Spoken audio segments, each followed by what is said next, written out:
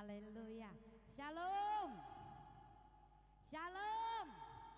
Mang kêu hiền. Shalom. Haleluya. Ngài chàng ai chỉ à số khi lại. Chỉ có lại phật siêu vốn chủ gia su. Haleluya. Kinh tông chiếu. Chỉ có ăn khai lọ ho mình ho. Nhưng buổi tối muốn chạ bài liu. Chỉ có hiểu cả chỉ à số. Chỉ có hiểu thế lại bài chủ. Còn nhớ cả biệt tê ngài ăn phân hiểu còn ở như lời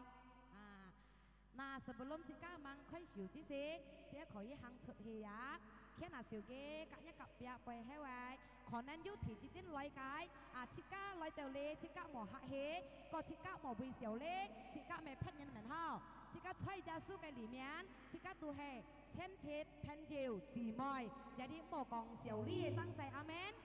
hàng xuất hiện, hàng xuất hiện khó gì các cái selfie mấy khó gì đeo thò thiền phá đeo khó gì đeo kalau mọi khó gì đeo anh nằm mấy họ đeo anh nhung nằm hà cái tên một nằm xa là đấy lại anh nằm lại khó gì dòng cung pho nằm khó gì anh chú dòng cha cao văn khó gì nằm sa mọi cả mọi một lại một nằm xa là cả các nhút thiền bởi hiệp như nó Alleluia ngày ăn phân hỉ đấy ngày ăn phân nhàn cầm chia đi theo chị số ăn chung sim lại bài chủ mũi chạ bài lược lại bài chủ để hệ chú cái anh tiền quân chị ca amen kinh tông chiều chị ca ăn bỏ quỳ cái xí kian chị ca mới xiong tung mới xiong xì mới xiong đi đâu chị ca cái muôn thế但係chị ca chỉ theo sim lại theo chủ cái miền chân kinh tông chiều để chị ca cả sòng thì cái xí kian amen còn nên chị ca buộc khác kêu những hành đeo trò theo lũ sa trò theo lũ mong kinh chị ca còn xuân chi sa còn xuân chi kinh tông chiều để chị ca cả sòng thì cái xí kian amen chị ca mới biểu hay ký phối chị ca chỉ theo sim tại chị ca tủ ký cái sim tại chị ca hot mu cái sim chị ca lại chân mới chủ amen na có liều han yêu xuân chi cái yêu sẽ có mình go khỏi tay hi cái ya na có liều han yêu happy cái đi han yêu xí kian sẽ cái chị ca happy còn yêu kim sang mong mình hao bây giờ đấy cái bài hàng shopee anh nói em nó lầu nhìn đấy anh khen mấy shopee đấyว่ะ luar biasa lầu nhìn hao na hay quá chị ca kim hết ghê ya kim sang mấy ca học kiều yêu hao xiang jadi ingke ki mau ki mona na li ha che cái kim hết ghê cái sang kim hết ghê cả chốt chị ca chiêu leo chi phối chị ca chẳng lòi nhông cày ta khói lòi amen dứt xuân thì họ mang chị ca chân mấy chữ ngay con hiểu lo nhân phò sử dụng nhông quân chủ gia số sòng tê chị ca lại còn xong đến hallelujah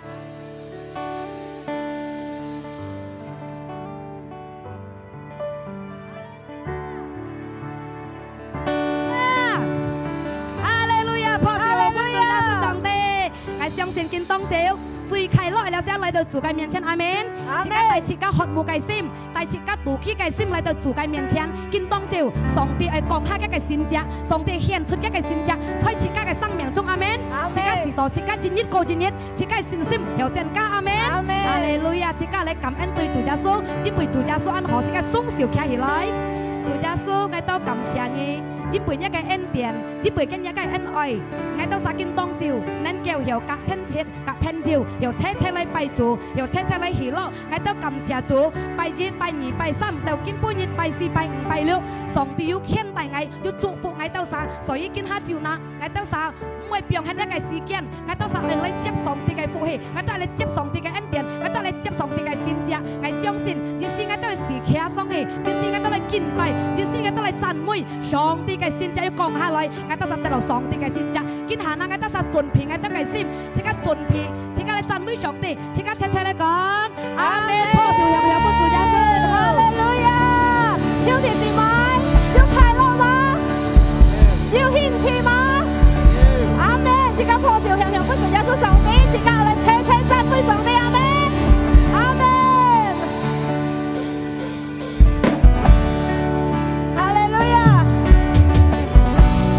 上帝係千年嘅上帝，阿門！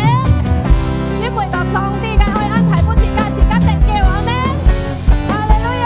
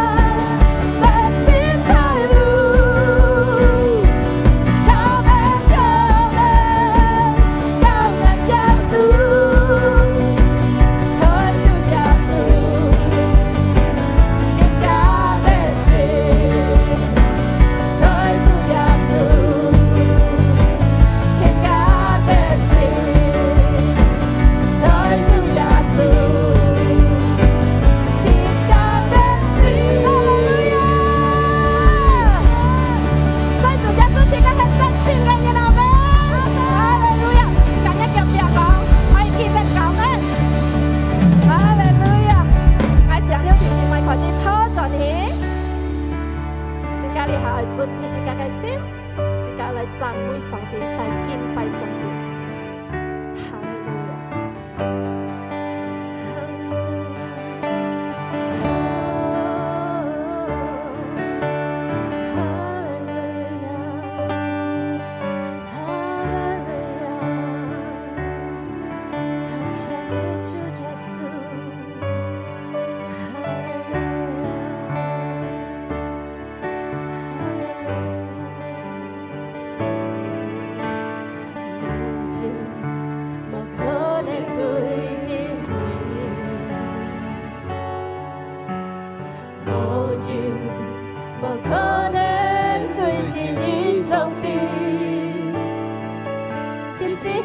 相信，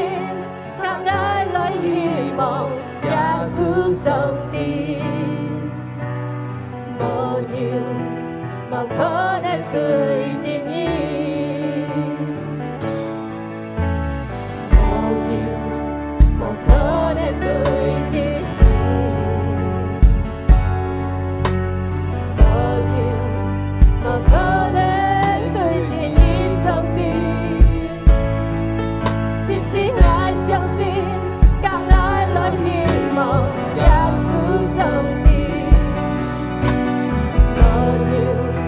無可能對。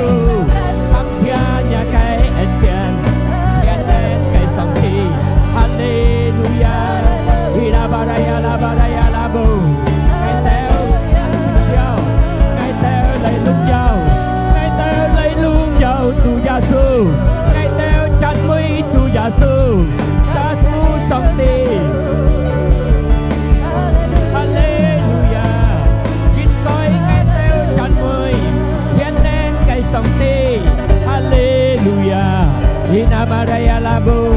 Shadaya labaraya labu. Hina baraya labaraya laba. Cảm ơn Giêsu. Cảm ơn Giêsu. Hallelujah. Xin lên. Các ngài đều ra trung thái. Xin lên tay ngài đều hiện tận xin. Xin lên cao mát ngài đều xa. Ora baraya labu. Hallelujah. Hallelujah.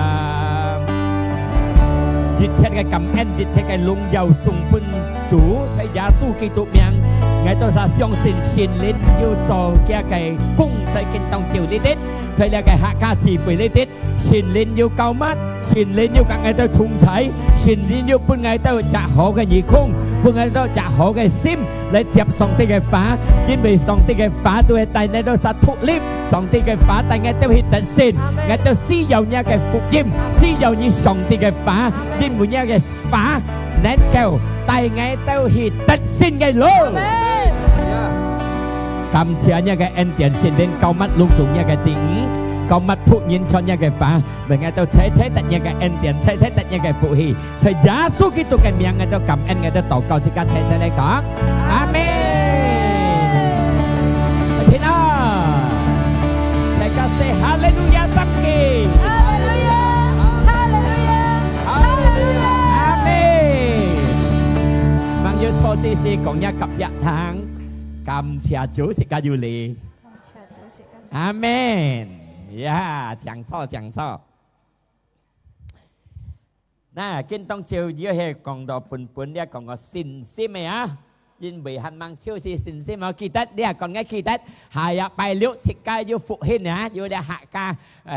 復發。復興啊！要禱告人家不平到兄弟姊妹可以長貼啊，一親戚朋友及一臉沙可以長貼嘅㗎，嘅貼可以格數撚減長嘅嚟係要不平嘅，帶嚟即係求上帝嘅恩典，上帝做一個選擇，本記得係自由健康晒啊！嗱，講一個日堂，你夢記得嚟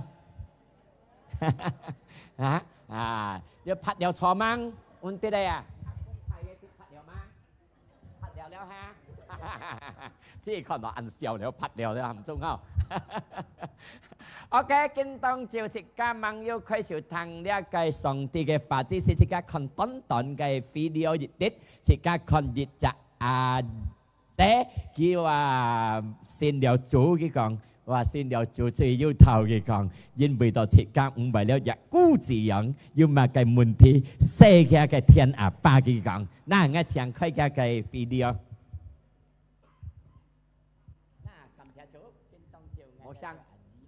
màu xanh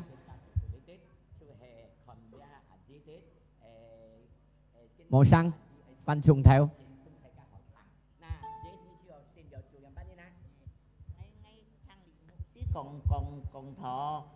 phân chung theo khai hệ màu xanh hay màu thằng tao vậy cầm theo chỗ trên tông chiều ngày đây tôi ảnh gì cái ca chung đi tết ca siêu tôi đi tết chú hệ còn ra ảnh gì tết kiến tông chiều ảnh gì ấy tôi chỉ kiến chiến bên xe cả họ thằng dễ như chiều xin điều chủ làm bắt đi ngay thằng lý mộ sĩ còn thọ còn chỉ có một gì anh nhìn nên tiêu mò xin chủ ra mò giá số ra chỉ có mày khổ ra mò xe giá hả jadi dia xin điều giá số ra chỉ có xe giá số sùng tì ngay nhập bán thì nó cả ngày cày kẹt ở họ ngay xem con ăn kêu ngay sợi mua nhông hình gọi là như còn nhát xe phò thuê nhát xe phò sù lào gì ngay dạ ăn bút theo đây dạ ở sợi mũ đây nhát xe phò cắn cho dạ xe ngay ăn xoay cò ngay chứ xe giá số sòng tì giá số như cái thùng thải cả ngã này ấy vẫn con hả hay cái tật kiều cái tật kiều amen na sở dĩ dịch chặt amen cái xin chung ở chỉ yun dán với xây gia xin chung tụ dịch hạt xoay mốt chút tổng cầu quân gia cả lại tí bọc gia lại gặp thế này đây thành chinh li lù nha tôi hẹn amen cái xin tan hay dĩ sĩ sống nhiệt xia chỉ cả chọn chặt lại tí dàn cho đó à kỳ tật chỉ cả cái ơi gì hay mà na sở dĩ li hạt chỉ cả cho sẽ phải còn hắn du kỳ phối chỉ cả cho chỉ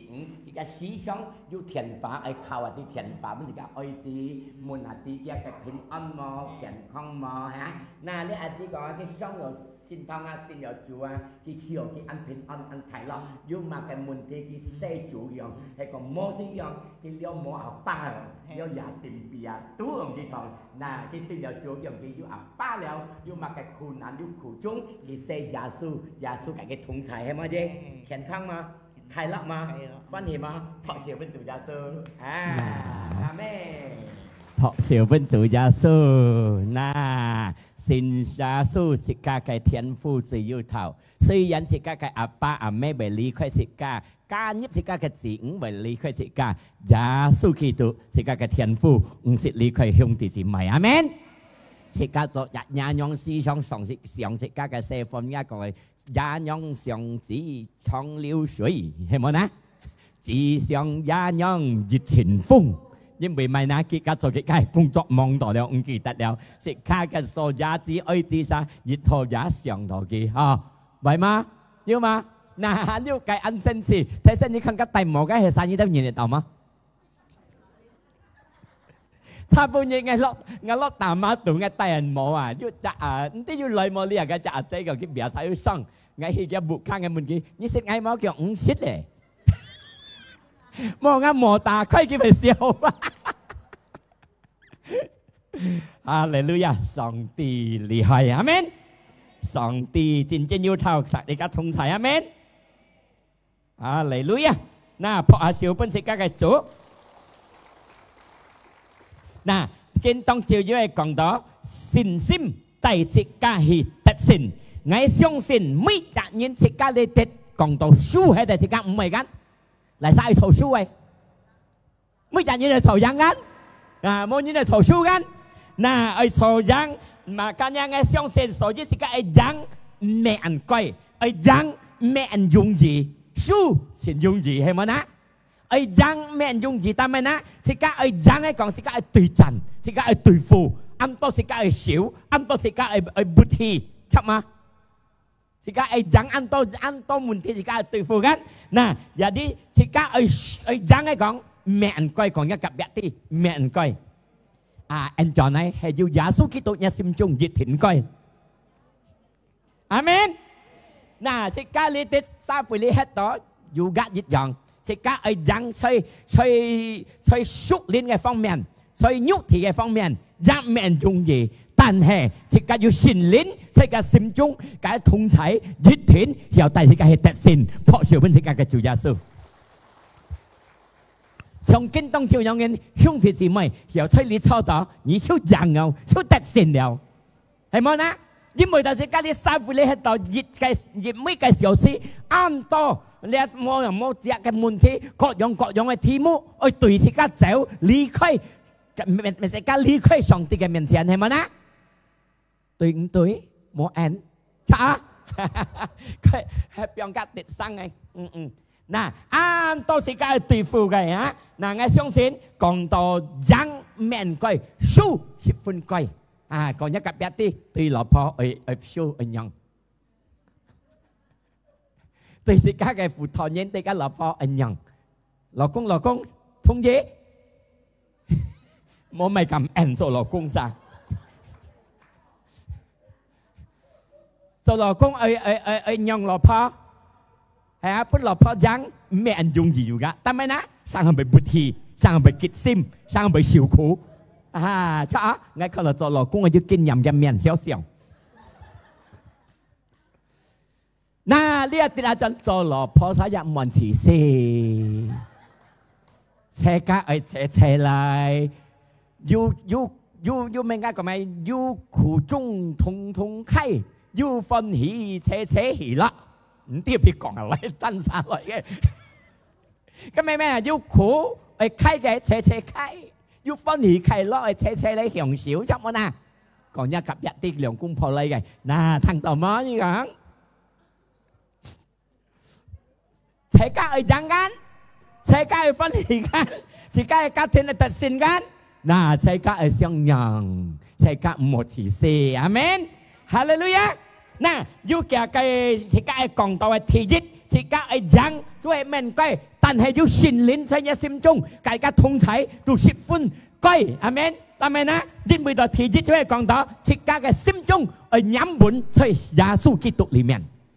嗱，係講你心中要飲滿耶穌基督，安難做嘅，安難對付嘅，自家要日能嘅力量充滿落自家嘅心中度裡，自家係能掉做，因為幾家嘅同齊，幾強大自家，阿門。做老公生係冇事啦，生係自家安難對付對哦，自家嘅負擔人安沒氣，但係自家飲滿上帝記得，上帝講多多人量係石老婆，自家要曉話係冇啦，錯啊，錯冇做老公嗌，啊，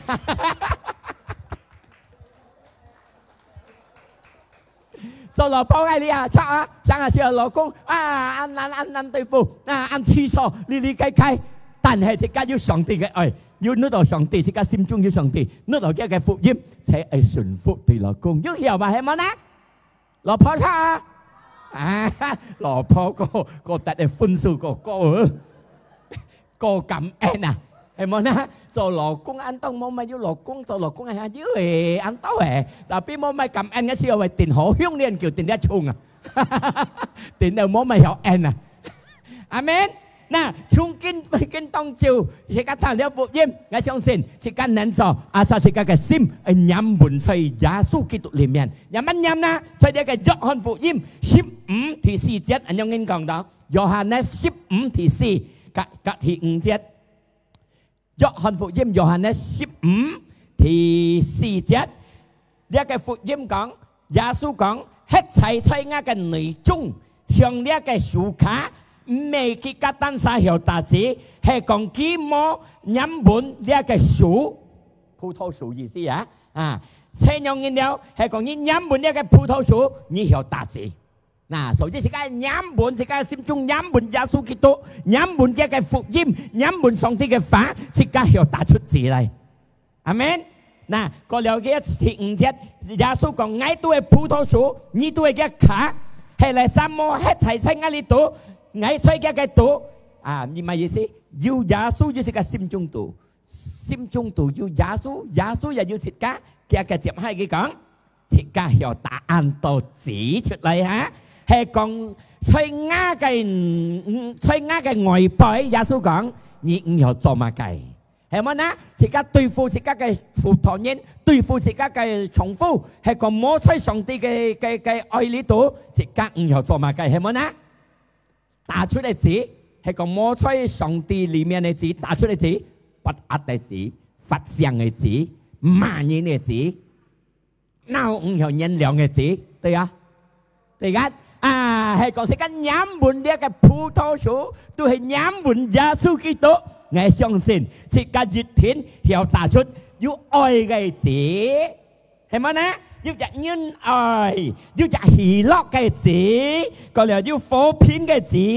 要恩愛嘅字，係咪啊？自家係冇耶穌基督，自家冇本事安恩愛。生下你你係出門嘢，你係自家係出門用公婆，自家等自家嘅老婆打扮着衫褲，要耐心等嘛。冇了你係做老公嘅，做爸爸老公嘅。生下冇耐心間，但係自家係要耶穌基督呢度，自己都講恩愛啊，錯啊嚇？等佢啊，因為家嘅白條一次看到唔抵到，係咪呢？唔係咁冇面膜白用嘅，咁白用霜啊！老公老婆講老公啲聽到乜嘅白條喺度，所以自家係飲滿基督。只cần要nhún này嘅字，阿們啊，唔係拔啊嚟，係飲滿耶穌基督，飲滿啲葡萄樹，要兩神嘅字，阿們，唔係發聲，唔係通啊通拔啊，掹啲啊，難頂啊，唔係用嘅，人哋小小佢嘅打扮，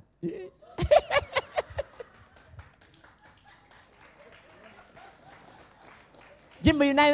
飲滿呢個葡萄樹對飲滿基督，即刻要良善，要忍耐，要仁愛，阿們。所以老婆咧講一老公啲要聽到麼？老公人，嗱，講了咪要入忠心嘅字，啊，要忠心意思唔係出去先先鬼鬼了，係老婆一到一，冇嘢了啊！你都擺吧，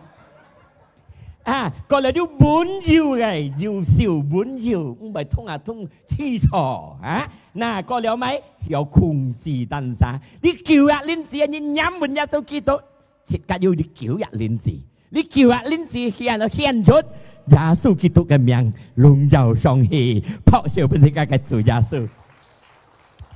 所以呢，即刻要你叫下恁者，我相信世間你喺度即刻對付嘅，對於家庭度，對於社會，對於各樣各樣，即刻能夠得勝。阿們，因為到人咪即刻發聲，即刻要耐，要良善，要控制當下。講一個別啲門嘅，啊，要聽到嗎？要啲鏈子。要你叫下恁自己個熱天要爭要得勝，阿們，樣樣問題自己要經過嘅，自己要對付熱天自己得勝，因為自己要控制當下，阿們，哈利路亞，同意啊！呢個世界所重複咗一下，負托人一下，世界要你叫下恁自係咪恁自？仁愛、喜樂、和平啊，要忍耐。要恩慈，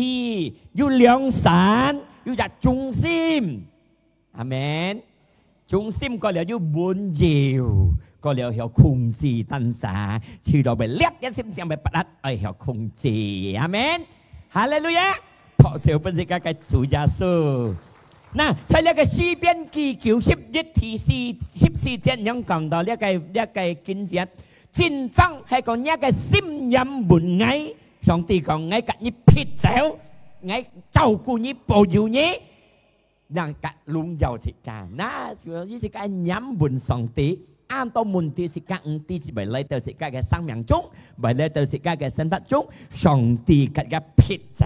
阿們，哈利路亞。講一個別啲世界亦都係飲滿上帝，因為呢個卡係冇飲滿啲葡萄樹。熱天就係講就係一行又大字嚟講，都定度係嚟講燒聲出去，你燒咗都定火燒係一卡緊，講葡萄卡緊，咪意思啦。所以是家在上帝裡面是家飲滿耶穌基督，飲滿一個法，走一個法行，是家唔係走卡，講一個不啲唔係走卡。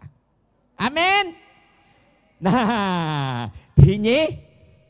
第二咧講嘅咪，設計愛將吹蛋糕嘅，所有你收回你喺度未掹本身設計按多去對付，按多落嚟到設計面前，但係設計嘅思想、設計嘅心中，攏總係將吹耶穌基督，將吹蛋糕，蛋糕係咪？將吹蛋糕係啲上帝嘅會嘅啲，阿們。所以呢個歌羅西。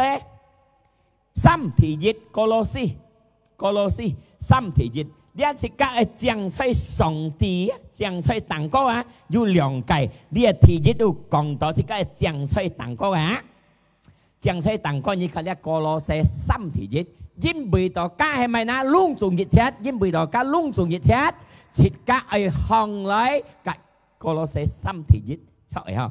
過了乜嘅啊？cả khung hay bà sắm mà chọc giết bà chọc à na ở hong lại cả kỹ tục khung há chiếm tặng cô gầy cái mẹ cari perkara yang di atas chiếm tặng cô gầy kỹ tục yêu chơi cái cả thiên phu trình chiều biển này sao anh bởi vì số yêu sẽ cái này mẹ mang chỉ cả si dầu本身是cả si dầu mà cái是cả ơi是cả tí sẽ cái但係thì giết是cả chiếm tặng cô gầy amen蛋糕嘛，計呢？蛋糕當然隆重強強嘅，阿們，哈利路亞。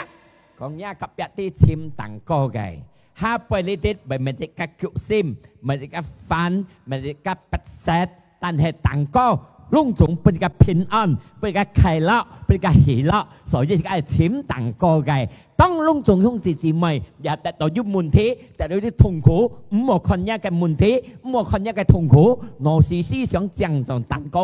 係咩嘅福音เดี๋ยว嘅กินเจ็ด係การชิมต่างก็อาเมนน่าให้กำบัดปัดเพียงนึกต่างก็นี่เอาเหรอนึกต่างก็อาเมนhắn nhưng mà cái phiền tổ cầu mang sòng ti mang chụp phút gì cả họ mang bên xin chỉ khen không nước tặng co amen tại mày nước tặng coต้องสิการยินnước tặng coสิการkỳ tại li hấpไป痛苦amen hallelujah còn nhà cặp biệt thì nước tặng co cái còn liệu còn nhà cặp biệt thì một trăm nước tỏ phép nhện cái tiếng Anh gì xí à cho lọ cung này trọng phu ấy còn nhà cặp biệt thì một nước tỏ phép nhện cái so phụ thọ như này mấy dần một nước phép nhện cái nước tan xả cái amen hallelujah nè thì như này còn thì cái chẳng sai tặng coi còn mà cái ná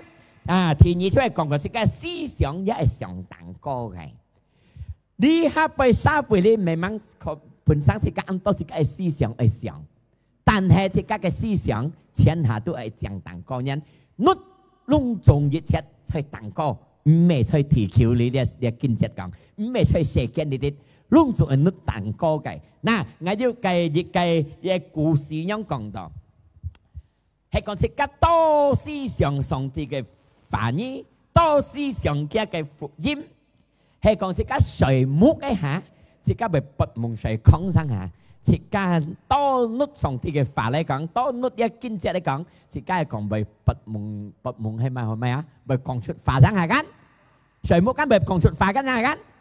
熱天係講熱多律上帝嘅法講出上帝嘅福音出嚟，哇！係耶穌基督係強對付熱節問題。隨耶穌基督喺被得勝嘅人達得得勝，嗱係講兄弟姊妹，你度劈人嘅，劈咋？依個故事有人講到，你就按到阿莊啊，你冇阿莊啦，即係咩嚟？你阿莊大上你人嚟，你個命令，嗱，你度命令個咩嘢嘅劈人嘅？阿莊又垂目嘅又垂目，咪一講出威，講我命令，嗱，一落坡聽到係出生死麼？所以冇得，弄善見阿們多思想善見，自家也不問世空之事，唔係講錯名，跟住講個命令都歡啊！嚟生命令，所以自家思想呢啲係你當個你上帝嘅法，你上帝嘅福音，你上帝嘅恩典，你上帝做了所有一切本自家。雖然自家世間你喺度按到問題，按到痛苦，但係你諗上帝耶穌基督做了一切本自家，帶了自家得勝。記得從啱嘅啲，佢帶自家去公路；從自家唔好嘅，佢帶自家得到好嘅；從自家痛苦嘅，佢快樂本自家。隆重上帝耶穌基督做了本隆重兄弟姊妹，阿們，撲照本自家嘅上帝。所以自家唔好諗呢個係講好。講顯示唔好你老婆啊！我跟唔係用講嘅聲，但係你又講出嚟。ทำไมนะ記得การ水木唔係講沙拉杯，係นะบ้องไปนะไงตีนะบ้องไปนะให้個มั่ง先做前很都到了，但係你又先要做係改變，阿們講一個別啲係改變。按照我咪統治呢度爸爸，你都說做重複嘅，你又跟飛鬼了，唔為了，講一副台人夾別啲臭人，唔為了飛鬼了，但向前行你係nem樣，你係nemแบบ啲เพชรยินมอง你了啊？嗱，呢個菲律賓4ที่8節你去看，菲律賓4你係聖經90間你嘛計你看啊？Filipi 4 Filipi 4 thì 8 節一聖經含時間律兄弟姊妹嘅隆重對嘅隆重錯嘅隆重 benar 嘅律啲嘅講啊個了隆重上等嘅隆重公平嘅隆重親情嘅隆重甜嘅 lung chúng nhị không thằng nó hồ thằng ngày lung chúng thổ cái nút lia lung chúng nhiệt chết cái càng ná hay mà ná lung chết khiêu cái càng nút lung chúng tùy cái nút lung chúng song tận cái nút lung chúng công bình cái nút lung chúng xin chẳng cái nút lung chúng thiếm cái các phụ cái một này nút đéo ai yo ăn痛苦một tiêm năm nút bật phiền nhỏ họ các một nút amen cái này tiêm tiêm nút nhẹ phiền nhỏ họ ai yo một hy vọng các sẽ sang nhập à chung đi hả còn cái cặp biệt thì một nút cao một cái nút lung chúng thiếm cái lung chúng sẽ đập đi để ngắt khó thang ngày na chỉ các bắt đầu phiền chỉ các nút giê xu Kitô các cái thông chạy giết thịt ngã xin thịt thành không giá kêu thiếm á thiếm gắn thế nút đi hả amen hành gian hiểu nút mà cái lung chúng còn hổ cái lung chúng hiểu yêu nhìn còn chỉ các khen còn chỉ các họ còn chỉ các chó còn các tùy lý giải nhìn xin đó du hảo để lung chúng nhìn cả còn chỉ các hỏi gắn nè hành gian hiểu nút mà cái lung chưa lung chúng nút cả thiên hà nút đó họ cái một nút cả một cái amen hallelujah nè để cái kinh chết câu tại sự can nhận nút đó amen kita na kita ha chúng kinh hà kita một nút cả mọi nút thiên hà họ cái chỉ các cái trọng复做錯嘅冇奈nút掉amen sang hà song幫cái呢拜講嘅頭冇表呢對表我呢些老事拜呢表踢門了cái này sẽ sáng ngày冇了amenจะไป講呢嚟啊nè giờ đi thì cái nút một nút cái một cái cô hết了amen bom bài老公識條罪盡笨也盡冚結望暗盡左做周先頭六任就盡呢咁咪望難得了個過係了你係結咗盡了阿們哈利路亞嗱第三係設計改變單殺檢查單殺你係特先係檢查單殺檢查了單殺唔冇係設計改變就上帝嘅經節嚟行，阿們。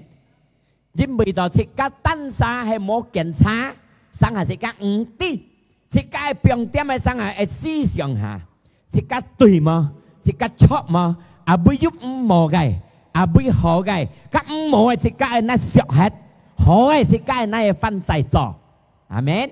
所以經當照第三係講你係特性，係一個身法嘅啲。ใช่cái như hàng lia cái lũ thú như ai xin sim ai tại như tết xin thì các ai kiểm tra tân xa theo còn nhá cái biệt thì kiểm tra tân xa kiểm tra liệu các mồ cái thì các ai biểu hết hay mấy mồ na bởi Phật giang này bởi Phật ác này bởi căm nhận nhìn này hiểu nhận lượng nhìn này các ai na lại cải biến amen hallelujah you are long sim kêu các chị cam endo sang kia chị ca cho lò nhìn ca nhong ở cải biến ở nhân lượng kì amen chị ca nhân lượng nhìn chị ca tan giá tết tổ phi phù amen như chị hay còn đi các cái mỏ cái như một kiểm tra tan giá lại còn chị ca you nâu nhìn nâu chị ca cái sim kêu phải là nâu cặp biệt lim sa phải là nâu liên hung thì chị mới tết chị ca cái chỉ cần nấu kia còn như mua kiểm tra như tí đi tủ như mua cải biến tan giá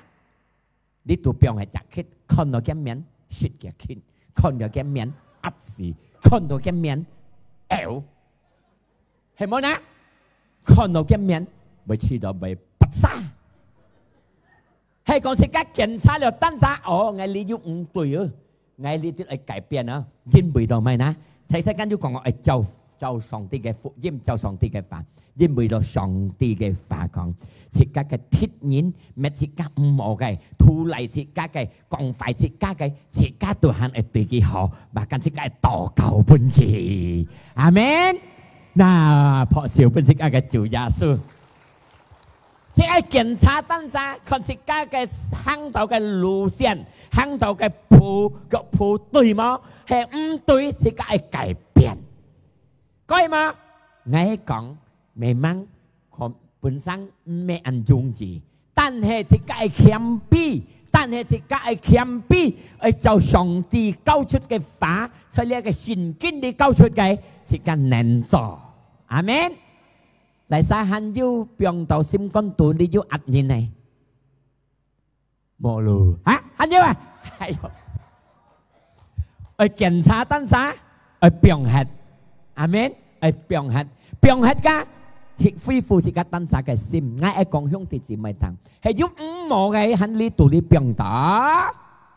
我問兄弟姊妹，其實我問呢個做分鋪人嘅，做輔導人嘅，跟做菜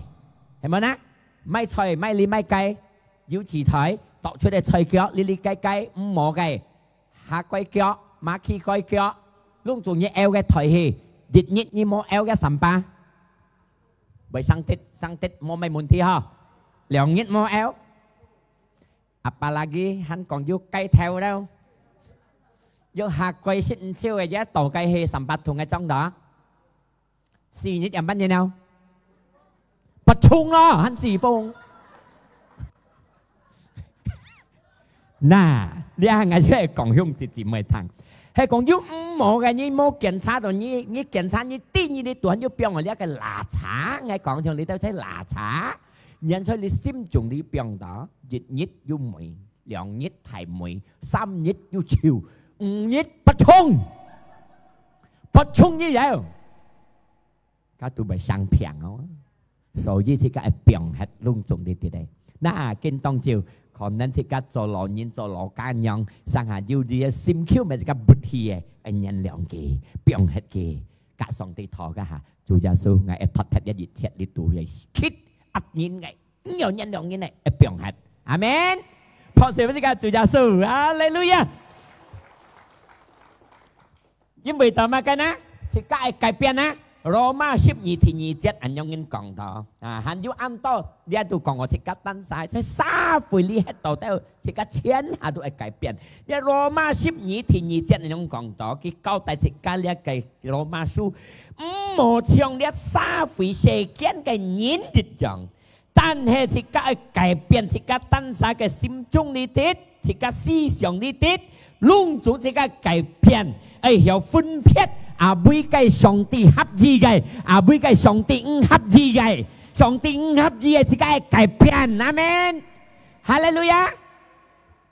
因為時間在三回呢喺度，喺在世間呢喺度，樣樣土土節節，咪攞自家長家嘅三回人一樣，自家行法，自家行同，自家嘅思想，自家各樣，係一個人呢本自家定價立估，自家嘅事法。自家嘅人格，自家嘅做出嘅樣態，為隔三回人一樣。所以呢個經節含自家唔好像呢個世間三回一樣。係咪呢？因為自家要上帝，因為自家要真理，真理講係改變自家嘅思想，改變自家嘅心中，為了自家有分明，啊，俾個上帝合意嘅。呢度變落拉查上帝合意冇啊？à còn nhớ gặp biết đi soi dễ biểu mang cải biến song tiếng hấp gì đã đi tụ biểu là sao hả chỉ cái cải biến chỉ cái cải biến còn nhớ cải biến đi cải biến chỉ cái思想cải biến chỉ cái hành động cải biến chỉ cái nhân sinh cải biến chỉ cái nhân cách cải biến thủ chết cải biến amen thì bởi cái bây giờ anh bị nhầm nhìn mà anh bị mà nhìn mà anh bị nao nhìn mà dịch tích thung à bắt ắt nó giá ơi cải biến amen hallelujah vì là thì cá hiểu mà cái thì cá hiểu cải biến hay không Philippines thì chết anh nhung còn đó thì cá hiểu cải biến hay còn thì cá cải biến này Philippines thì chết nhìn coi Philippines nhĩ thì chết nhĩ thì pasal 2 nhìn coi nhĩ sang thái ở穷hạ nhĩ xây li thì世間li hết đó nhĩ xây li hắn yêu kỳ phi thì cả li hắn yêu miệng nhà cái思想cả nhà li sim trung tụ li dịch chất chi cái lung chúng ở xây yêu Giêsu Kitô cái dịch chẳng耶穌上米，耶穌心中對你上米，切家係要熱揚像耶穌樣嘅，阿們。耶穌熱天冇不壓嘅นะ你咪啲冇擺嘅嚟食緊變人半人超差半人打半人背後水哩哩cái冇壓緊，係你nhân量kỳ緊muốn nhắc cặp bè hình như bạn nhìn ngay chỉ ở ăn ăn ngán tapi jika hiểu jika du song ti cái nén kêu pun jika lít điang thì liệu chết nhau nên còn ta mai lẽ à giá su suy dân cái song ti cái hai tờ xe kiên cái mấy con kia cái lung dao song tàn tàn có ấy tapi cái kiếm pi lại tờ xe kiên sĩ chơi xếp sĩ cả bùi leo mày bùi leo cả jika thông chạy trong jika nhện nhiệt dạng ai kêu jika amen嗱，即家出係變咗人樣嘅思想，人樣嘅心中，人樣嘅似法，像上帝一樣。兄弟姊妹，咪到即家不壓，要從耶穌嘅思想，要從耶穌嘅心中樣嘅，唔係通不壓，唔係通發想，要人兩人要滿足，要忍耐，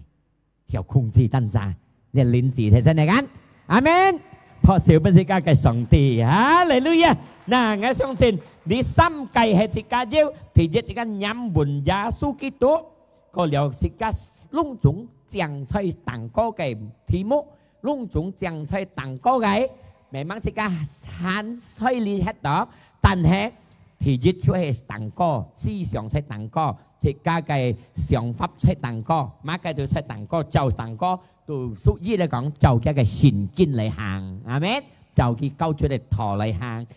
然後第三係你按時由，即刻係點點檢查當下，個了係改變，就呢個經書交出改變，係咪？因為即刻人啊嘅啲啊，即刻做上帝啊，下行有得先車咧，即刻有改變呢啲啊，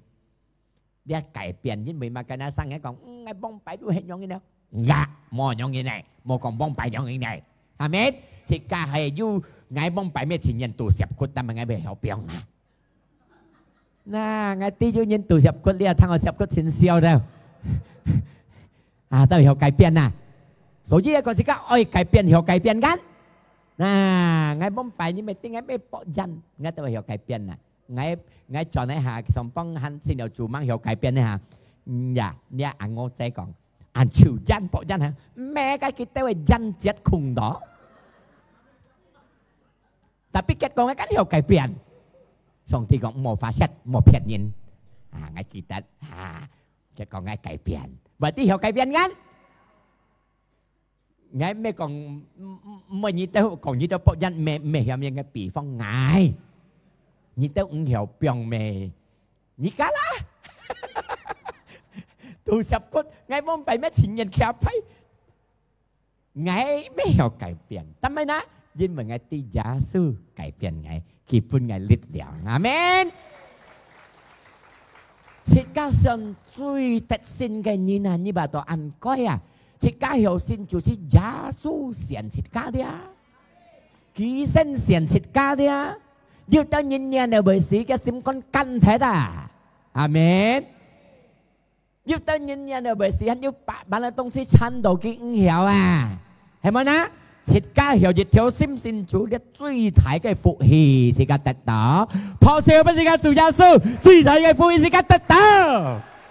阿們，嗱，我長長是咪去樣愛？嗱，cầu佢上來，是個嚟禱告。嗱，我愛禱告咧，嘛個第三呢個最痛苦嘅人行我世嘅你嘛個呢？唔曉改變當下，喺心中度啲變動，唔曉人兩人，呢啲我愛禱告嘅下，呢些列準確，嗱，因為我啲按多隻個做了屬咩，做了奸樣，打答按多呢度變動。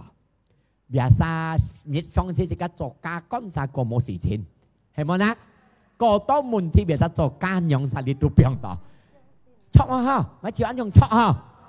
因為做家幹啥冇財你計下。佢要出去聊，要學哈哈嘻嘻，都冇事情，係奸樣死。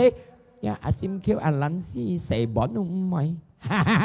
係咪呢？冇聽少，水木照照響，傻奸樣啥個多悶氣，見當照嘅禱告，阿們，哈利路亞，冇要冇可能。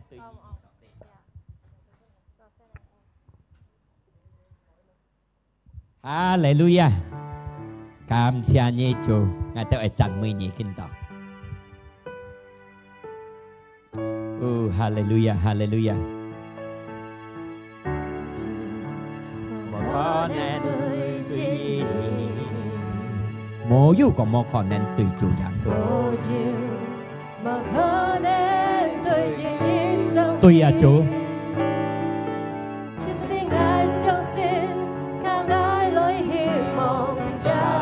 Song tiên một chiều một khó nên tùy gì nhỉ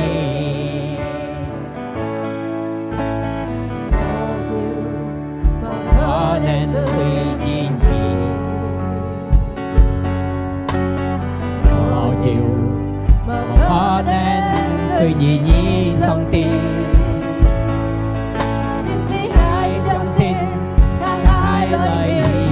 Giêsu song tiên một chiều một khó nên tùy chỉ nhi ngài an trong xin nhà cái ỏi nên cầu phi phù mũi cẳng cái tờ sáng an trong xin nên đi bơi hồ ngài an trong xin Giêsu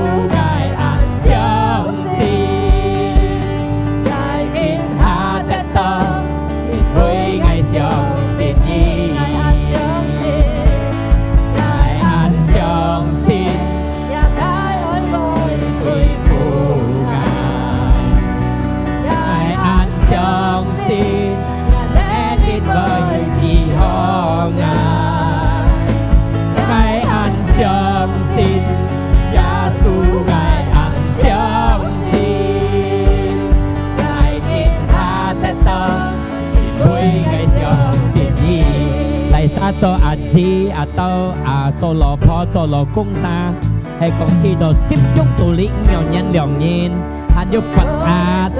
可以送你來嘅禱告。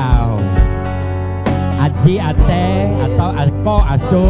係講心中道理要變動有人良人嘅人，可以起上嚟，一上帝愛恢復一個心，嘅醫治自己嘅心，冇小力咁上嚟，上帝自己同在。cầm xong lấy cái tổ cầu họ thật kia đeo là sáng một đi tụt 병 đó cầm xong lấy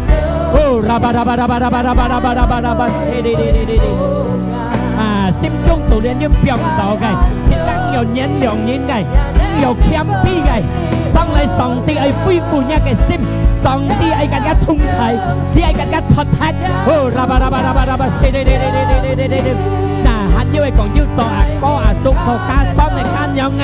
我小力希望做片轉片，希望嘅生，希望呢生，切黑人生，唔是小力，你哋上帝嘅面前，嗱，一個機會冇呢個係上帝嘅醫治時間，上帝嘅醫治時間冇必個係，冇必個係，因為到咧上帝，先你呢啲家己通齊，佢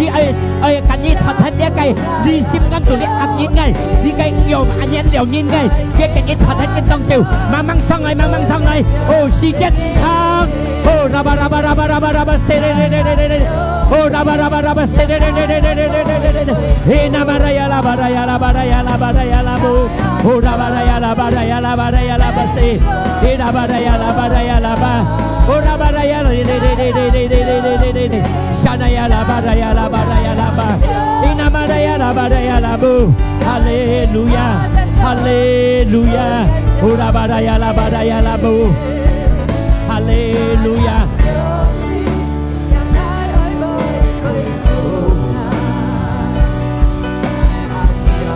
Nè, đi khi ngày thanh ngày tàu cầu. Đi khi này thanh ngày tàu cầu. Chúa Giêsu. Đi khi này thanh ngày tàu cầu Chúa Giêsu. Nhân liệu ngày trò ngày sim con tủ hành 병 lo ắt nhìn kinh hàng ngày thật thật Chúa Giêsu to lòng ngày anh nhân lượng như tao sa cọ anh nhân lượng lại sa còn sim con tủ ngày anh nhân lượng lại sa như tao sa còn điều mang ngày anh nhân lượng phép trả nha cái lò cung phép trả nha cái xin chết phép trả nha cái pen nhiều phan còn ngắt lên Chúa Giêsu ngày thật thật nha cái nhân lượng 主耶穌俾我力量，恢復我嘅心，我錯，我跌落水，唔有人良人，但係今下我突破，我謙卑，我原諒所有人met我心痛嘅，我原諒佢，我原諒佢，阿門，阿門。哦，拉巴拉呀，我相信，我今日啲禱告，主耶穌，我感謝你。我相信一個全能支持基督嘅心，恢復基督嘅心，禱告嘅，恢復基督嘅心，支持基督嘅心，佢能原諒，隆重人得識到自己，隆重人得識到一個心痛嘅，佢大家嘅重複，佢大家要原諒嘅重複，見到主耶穌嘅同在，聖靈嘅同在，恢復一個心，不見難，不見曉，原諒。哦，拉巴，下面。下面嘅突破，係加速基督嘅名，支持嘅，不見難，有原諒人。哦，從呢樣嘅相信，佢得到了，得到一個力量，佢能原諒隆重人，能夠原諒一個重複，能夠原諒嘅重複，佢會加速咗。哦，拉巴，哦，拉巴，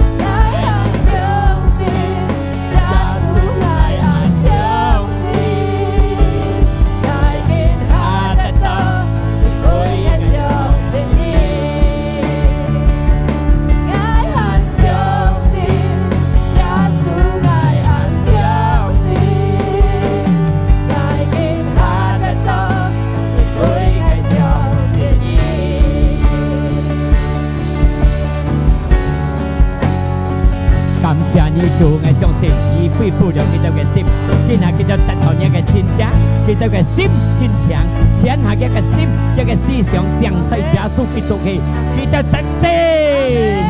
靠著本主耶穌。那上帝祝福大家，我相信上帝能夠恢復自己嘅心，重新嘅嚟，你啊家下轉起，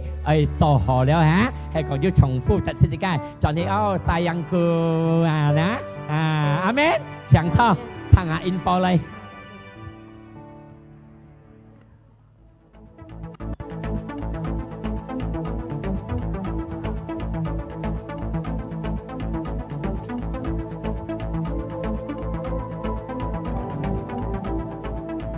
今日時間設計一本奉獻，落門時候，同工要發善台本設計到啥？弟兄姊妹奉獻，業落善風台氣，家下散會弟兄姊妹業盡相度，開門順街。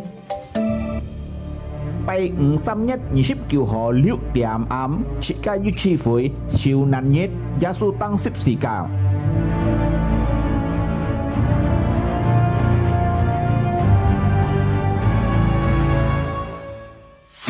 聚會每個拜六4點，青年少年聚會每個拜六6點半暗鋪頭。禮拜日設計於兩年聚會，體育堂9點交先頭，體育堂6點暗頭。上帝祝福大家。พอเสียวบรรจุน่าแต่จะยืดทางเราเรียกไก่ปอกกัน耶穌受難日拜五。列禮拜過禮拜五，兄弟姐妹可以參加。阿妹也要青年聚會，要孫子，或者要細細喊細細課，可以即刻做老人家嚟見你個係本地含邊來睇呢個青年，因為即刻細課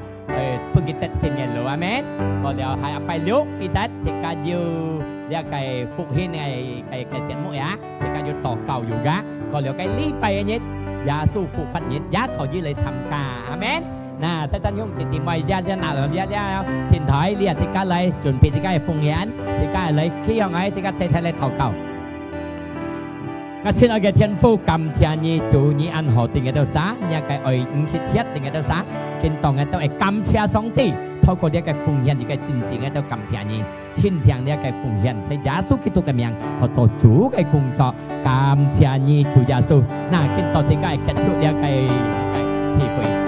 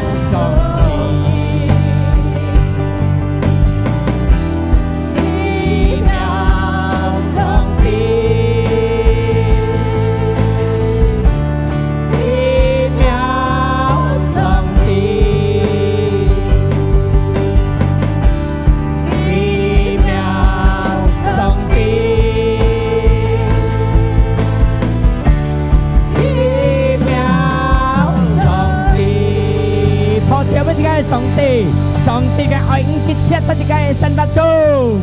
感謝你跟父神靈要看大家嘅智慧，從頭到尾隆重嘅都得愛福，假日當嘅都係轉國沙บุ卡，神靈看大嘅都轉到บุ順順利利，一切嘅傷害都跌，奉耶穌嘅名撇開，見到兄弟姊妹們，即刻靠紅送小禮，即刻嘅智慧到呢輩子，即刻嚟接一個天父降下嘅平安快樂，身體健康，順脈落即刻嘅神法中。主耶穌一個愛10分體嘅獻出嘅死復活，為了這個相信嘅神得到永久嘅生命。神靈唔是離開個兄弟姊妹，時常跟嘅同在，帶這個係得勝嘅路。在耶穌基督嘅名，這個感恩，這個禱告，這個切切嚟講，阿門。上帝祝福大家。